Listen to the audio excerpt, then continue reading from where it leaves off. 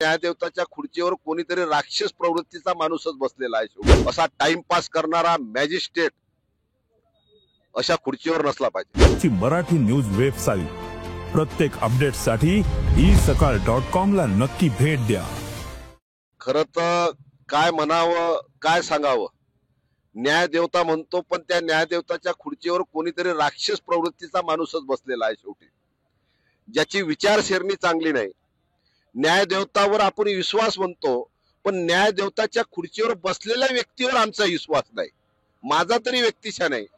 म्हणून अशा न्यायदेवताच्या खुर्चीवर जो न्याय नाही देत, जो योग्य निर्णय घेऊ शकत नाही, तो अशा राजकीय दोषापोटी बळी पडणारा आहे. अशा न्यायाधीशाची, त्या माणसाची, न्यायालयाची नाही, लोकशाहीची नाही, घटनेची नाही, पण अशा न्यायाधीशाला जनता भविष्यात माफ करणार नाही. कारण की आपली जनता न्यायालयाला मानणारी आहे, आपण सुद्धा मानणारी आहोत. परंतु असे न्यायाधीश जर बसलेले असतील तर हे न्याय देऊ शकत नाही. पहिले सांगायचे, त्याच न्यायाधीशाने सांगितलं पहिले की आम्ही 8 तारखेला सुनावणी घेऊ, आता म्हणायचं की 12 नोव्हेंबरला घेऊ. असा टाइमपास करणारा मॅजिस्ट्रेट अशा खुर्चीवर नसला पाहिजे. महाराष्ट्रातील सर्व बातम्यांचे विश्वासार्ह व्यासपीठ